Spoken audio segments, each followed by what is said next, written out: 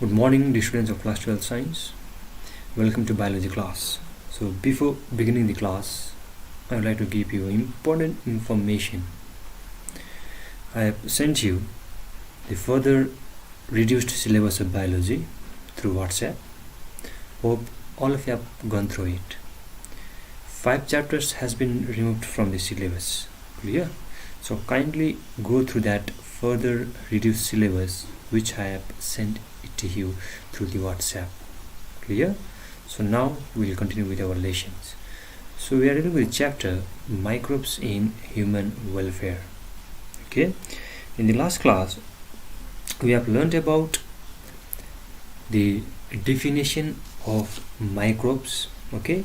Then we have learned about the uses of microbes in the preparation of organic acids, in the preparation or production of enzymes and the bioactive molecules. So in today's class we will continue with the role of microbes. Okay, so today we will learn about the role of microbes in energy production or in the production of biogas. Clear?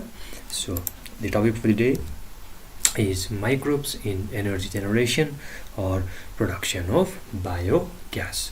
So what do you mean by biogas? Because we all are familiar with the term biogas. So what do you mean by biogas? Okay, so biogas, or more commonly is also known as gobar gas.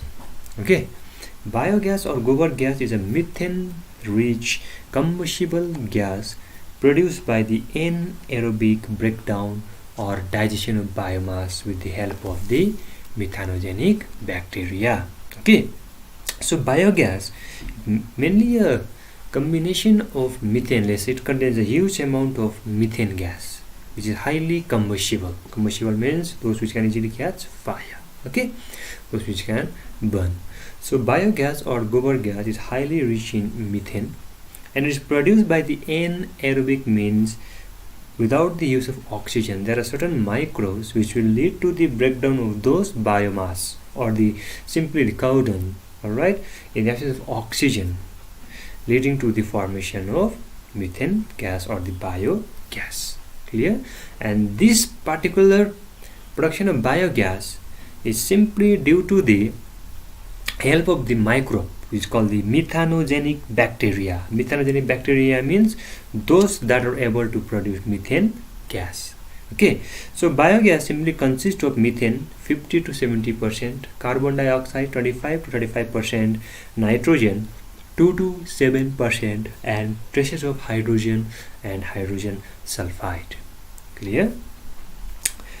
The residues which is left after the generation of biogas, okay, the residues, that means the remnants which will be left after the production of biogas, it can be used as a fertilizer or we can say manure. It is an ideal source of manure. Clear? So now we will deal with the microorganisms involved in biogas productions. As I have told you that simply it is the methanogenic bacteria which is involved in the production of methane gas or the biogas. Okay, so microorganisms which are involved in biogas productions are anaerobic bacteria.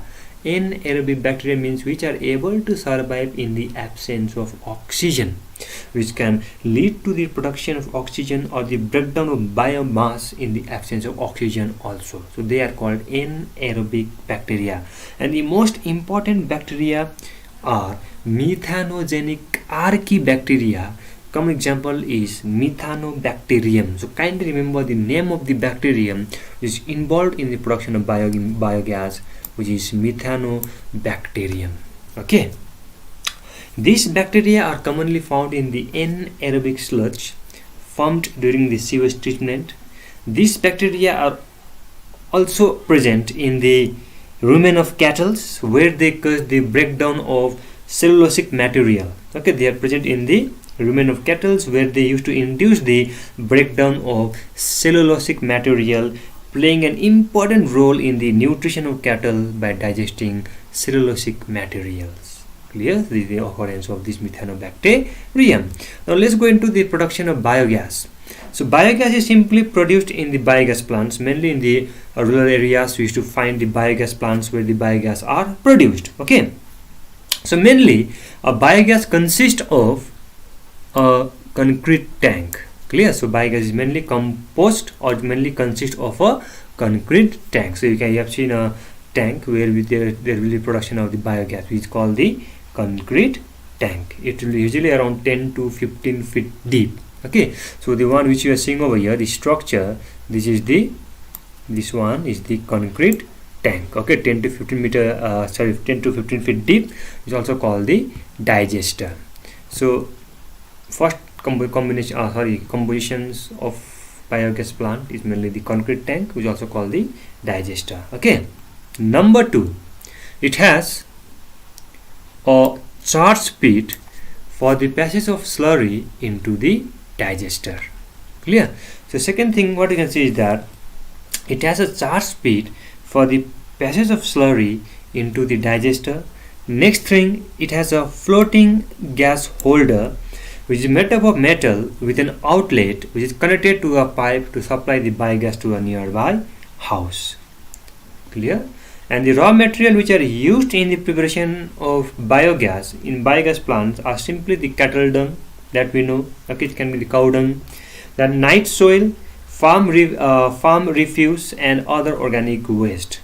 The biogas which is produced is mainly used for the cooking and lighting, and the removable part is mainly used as a manure. Okay, so let's go back into the figure. So you can see over here this is the concrete tank. Okay, 10 to 15 feet deep, also called digester. Then you can see the mixing tank over here. Okay, this one, the mixing tank, where you will mainly put the slurry of cattle dung and the water. So you will take the cow dung or the cattle dung, you will mix with water, and through this mixing tank, also called the charge pit, you will put the slurry into the concrete tank or the digester. Clear? Then there will be anaerobic breakdown of those cattle dung by the help of anaerobic bacteria, that is methanobacterium, which will produce the methane gas. That methane gas will be collected in this particular gas collector. Okay, you can see over here floating gas holder to collect the biogas. So over here the methane gas will be collected or the biogas will be collected. Okay, and you can see a gas valve or a pipe through which the biogas is supplied to the nearby house, where it will be utilized for the cooking purpose or for any other purposes. Okay, then a pit is there which is mainly used for the removal of sludge.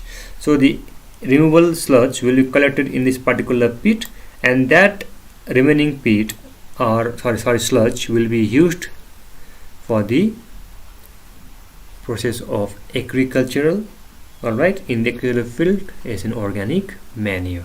Clear? So simple. So a biogas plant is mainly composed of a concrete tank. So this one is concrete tank, 10 to 15 feet deep.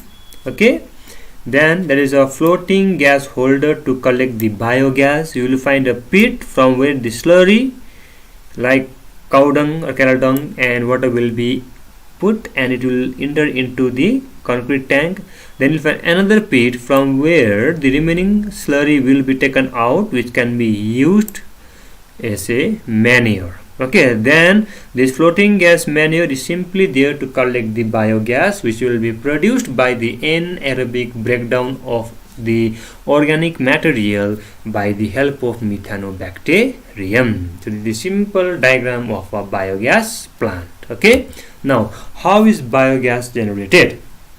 Now mainly this production of biogas technology came into India due to the efforts of IARI. Now what is IARI? It is Indian Agricultural Research Institute, which is in New Delhi. Okay, then you have got Khadi and Village Industries Commission's KVIC, which is in Mumbai. Alright, so already several thousands of family-sized biogas plants and several hundred community gas are operational in India. They are functioning in India. Okay, so when we talk about the generation of biogas plants, it is a 3-step process. We have got several stages in biogas generations. Clear? And what are those materials from which the biogas can be generated? We have mentioned that it can be cattle dung, it can be night soils and other organic waste.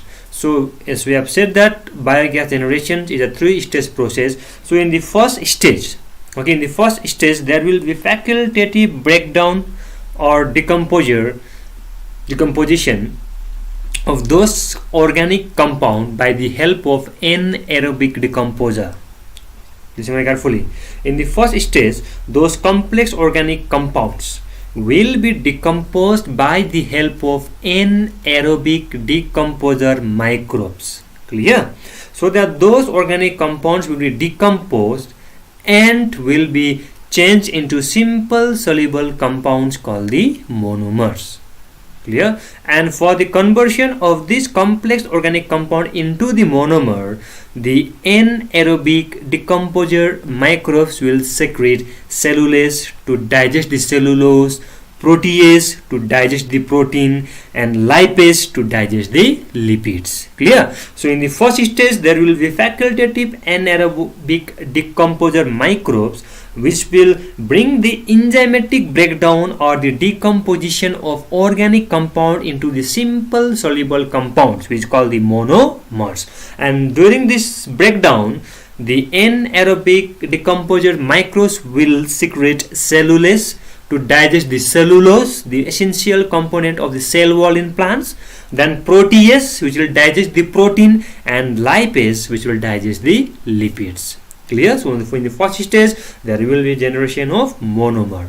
Now in the second stage, the monomer are acted upon by the microbes which convert them into organic acids.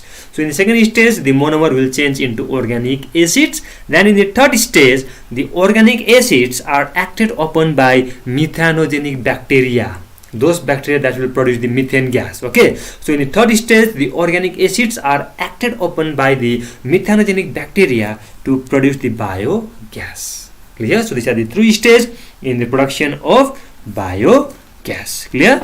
Now the biogas that is formed will be collected in the floating gas holder which keeps on rising when the biogas keeps on accumulating or keeps on forming. Okay, the gas holder is connected through the pipes to the houses where gas is used for cooking and lighting purpose. The gas may also be used in running tube wells and in the production of electricity. Clear? So 5 cattle produce enough dung to supply cooking gas for a family of 4 to 5 persons. So biogas generations mainly involve 3 stages. In the first stage there will be facultative anaerobic decomposing microbes which will decompose or break down the complex organic compound into simple soluble compounds, which is called the monomer. Okay, and during this process they will secrete cellulase, protease, and lipase, the function of which I have discussed. In the second stage the monomer will be acted upon by the microbes which will convert them into organic acids. And in the third stage the organic acids will be acted upon by the methanogenic bacteria like methanobacterium, which will produce the biogas, and that biogas will be collected in the floating gas holder, which level will keep on increasing when the biogas formation continues. Okay, and the gas holder is connected through the pipes to the nearby houses where it can be used for cooking purpose, for lighting purpose, or for any other purposes. Clear? So you can see over here the stage in biogas formation. In the first stage you can see the facultative decomposer microbes will bring the anaerobic breakdown or enzymatic breakdown of cellulose, hemicellulose, storage polysaccharides, fat proteins into the monomer. Okay, that's why they are producing cellulase, lipase, and they are producing protease. In the second stage, the monomer is being changed into organic acids by the action of fermentative microbes, and in the third stage, those organic acids are acted upon by the methanogenic bacteria, which will produce the biogas. Clear? So these are the 3 stages in biogas production. Okay, now advantage of biogas. What are the different advantages of biogas? First one, it is a storable form of energy which can be used whenever required. So whenever we require the biogas, we can use it because it can be stored. Number 2, it improves the sanitation and minimize the chances of spread of fecal pathogens, because those fecal pathogens are mainly used in the production of biogas. So it will improve the sanitation process also.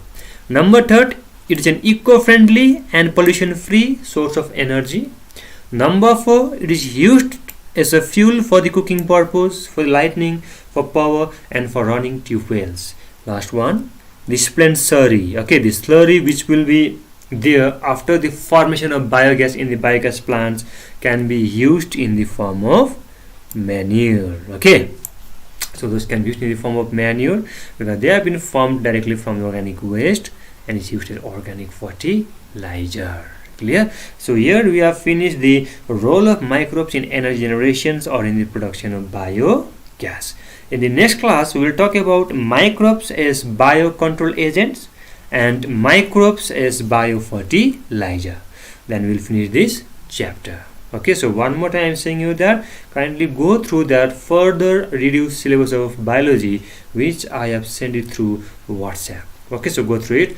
5 chapters have been removed from your syllabus. Okay, so kindly go through that syllabus. See you in next class. Till then, thank you.